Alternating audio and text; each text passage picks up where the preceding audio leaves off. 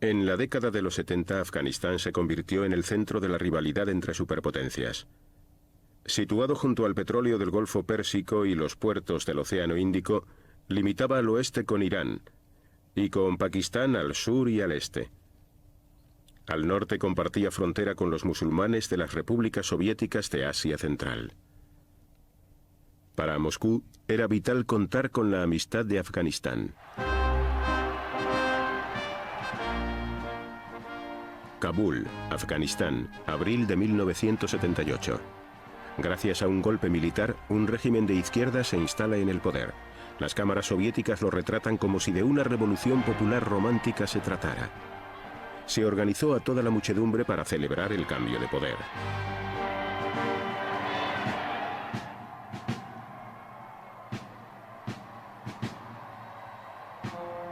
Nur Mohammad Taraki, nuevo dirigente de Afganistán, se dirigió a la Unión Soviética buscando su ayuda.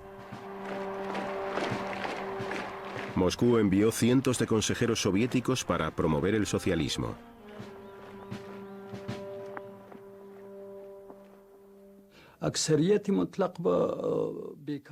La gran mayoría del pueblo afgano carecía de un empleo. Afganistán era un país agrícola. Pensamos que lo mejor era introducir reformas agrarias y concederles tierras a quienes no tenían. Esto les permitiría trabajar en sus propios terrenos y aumentar así su nivel de vida. El régimen de izquierdas comenzó a reformar Afganistán por decreto. Despojó a los terratenientes de sus terrenos y se los entregó a los campesinos que los trabajaban.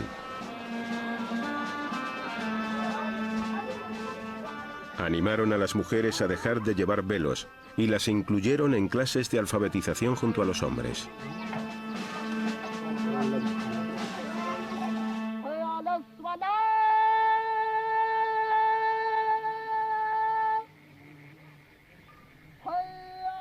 En el medio rural, las reformas se veían como una amenaza para las antiguas costumbres y para la autoridad de los sacerdotes islámicos, los mulás.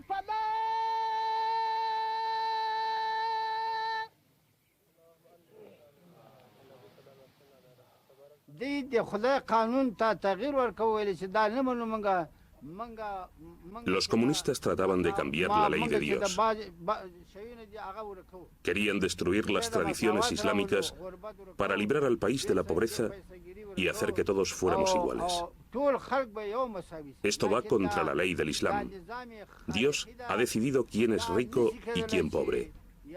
Los comunistas trataban de cambiar la ley de Dios.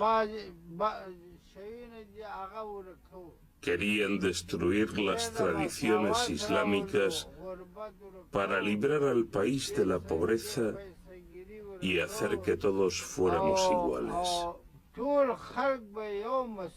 Esto va contra la ley del Islam. Dios ha decidido quién es rico y quién pobre. Y los comunistas no pueden cambiarlo. Eso es inimaginable. Los grupos islámicos que luchaban contra los comunistas recibieron ayuda en secreto de los Estados Unidos por primera vez en julio de 1979. El presidente Carter comenzó enviándoles equipamiento de comunicaciones. Los rebeldes se denominaban a sí mismos Mujahideen, soldados de Dios. Eran en su mayoría campesinos organizados por los mulás de los pueblos y por los terratenientes. Muchas de sus armas habían sido sustraídas al régimen comunista. Los reclutas para la yihad procedentes de los campos de refugiados de Pakistán caminaron durante días a través de las montañas para unirse a la lucha. Los mujahideen se encontraron frente a un ejército afgano motorizado y entrenado por los soviéticos.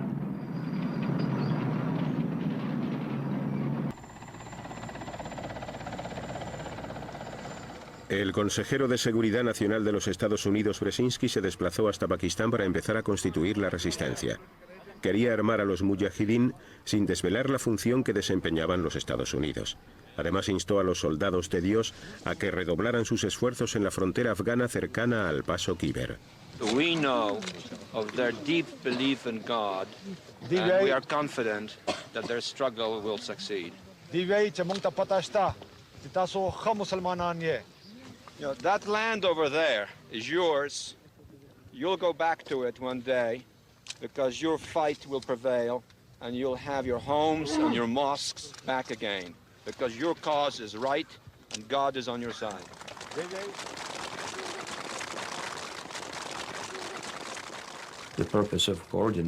La finalidad de esta colaboración con los pakistaníes era abrir una brecha en las fuerzas soviéticas que sangrara abundantemente durante el mayor tiempo posible. Brzezinski solicitó la ayuda del general Zia-ul-Haq, dirigente militar de Pakistán.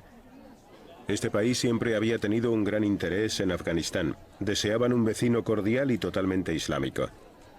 El Congreso de los Estados Unidos había suprimido con anterioridad las ayudas militares a Pakistán. Las referencias del general Zia en lo que a los derechos humanos se refiere no eran buenas. Estaba construyendo una bomba nuclear y había fracasado en su intento de detener el tráfico de drogas. En esa ocasión, los estadounidenses dejaron de lado su descontento. Creo que con respecto a Pakistán teníamos una dualidad de criterios. Sabíamos que allí había grandes problemas con las drogas y también con las armas nucleares, pero estábamos preparados de muchas maneras para hacer oídos sordos a todo eso, mientras la resistencia afgana recibiera el apoyo del gobierno pakistaní. Y eso fue lo que hicimos. I, Ronald Reagan, do solemnly swear that I will faithfully execute the office of President of the United States. that I will faithfully execute the office of President of the United States. Ronald Reagan, ferviente anticomunista, ganó las elecciones de 1980 con la imagen de un liderazgo lleno de fuerza y con la promesa de reconstruir el poder militar de los Estados Unidos. A muchos estadounidenses la política exterior de Carter les había parecido bastante endeble. Reagan aumentó las ayudas a los rebeldes afganos.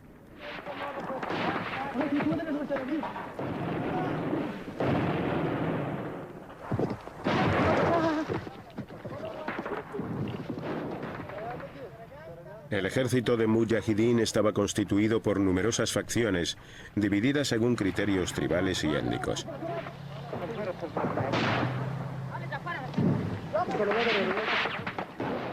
Cuando los Mujahideen no luchaban contra los soviéticos, combatían entre ellos mismos.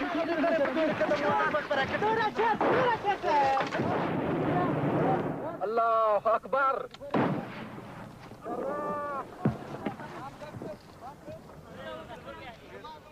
Los Mujahideen a menudo se hacían con equipamiento militar en perfectas condiciones, pero eran tan desorganizados que en cuestión de horas quedaba inutilizado por completo, puesto que lo utilizaban para sus saqueos.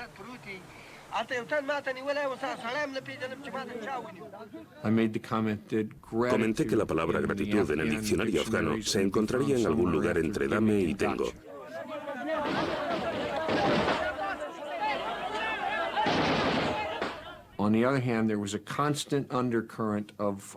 Por otra parte, en nuestro interior siempre teníamos presente que aunque nosotros les proporcionábamos los medios necesarios para hacer la guerra, eran ellos los que estaban en el campo de batalla. Por este motivo es totalmente cierto que fue una guerra que se libró con nuestro oro, pero con su sangre.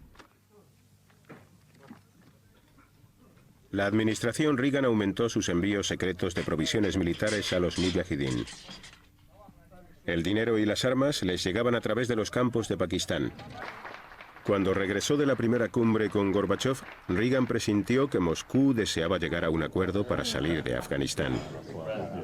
Pero los estadounidenses más radicales clamaban venganza por lo sucedido en Vietnam. Reagan cedió a las presiones del Congreso e instó a los Mujahideen a luchar por la victoria.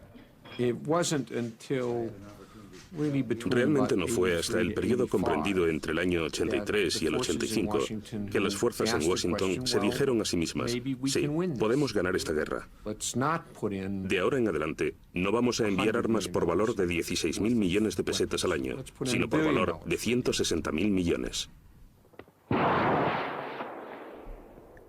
Para combatir la supremacía soviética en el aire, los Estados Unidos decidieron probar su último misil, el Stinger.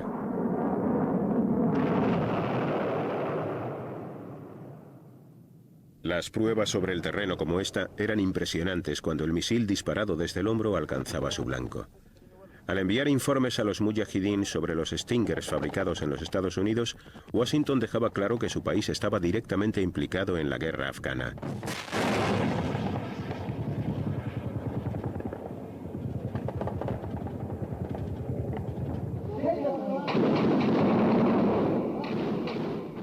Espoleados por el aumento de ayuda estadounidense, los mujahidín se opusieron a un acuerdo de paz concertado que permitiría la retirada de las tropas soviéticas, pero que dejaría en el poder al régimen de Kabul.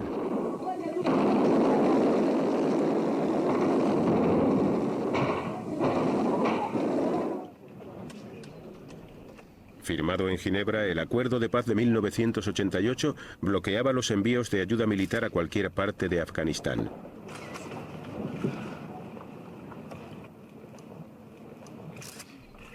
Ambas superpotencias ignoraron la prohibición. Los suministros de armas continuaron llegando.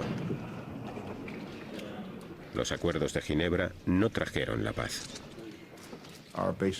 Básicamente, opinábamos que lo que pretendían los rusos era encontrar un modo de quitarse de encima a la resistencia y a la oposición de Occidente. De este modo, luego tendrían total libertad para emplear otros métodos con los que dominar Afganistán, y no queríamos que eso sucediera. Los Estados Unidos no querían que quedara una huella del marxismo. Deseaban un régimen constituido por títeres antisoviéticos a los que poder controlar. Al final ganaron los halcones, es decir, los más radicales. Nuestro razonamiento era muy simple. Si seguís adelante con los envíos de ayuda, nosotros también. En 1988, y bajo los términos del Acuerdo de Ginebra, las tropas soviéticas comenzaron a salir del país. Pero en lugar de vivir en paz, Afganistán aún tendría que soportar más años de derramamiento de sangre.